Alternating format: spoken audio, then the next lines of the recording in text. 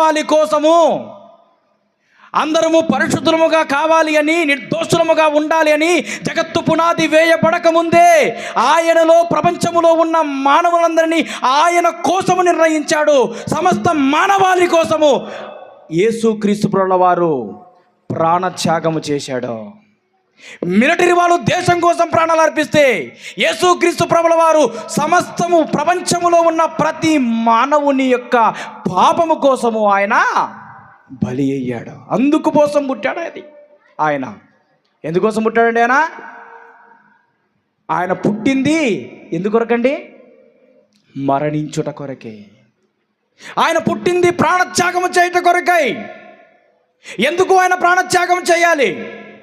చూడండి, ఇక్కడ రాయబడింది, మనము తన ఎదుట పరిశుద్ధులమును నిర్దోషులముగా ఉండాలంటే, అంటే పరిశుద్ధులముగా ఉండాలి అంటే మనమంతా ఎవరు?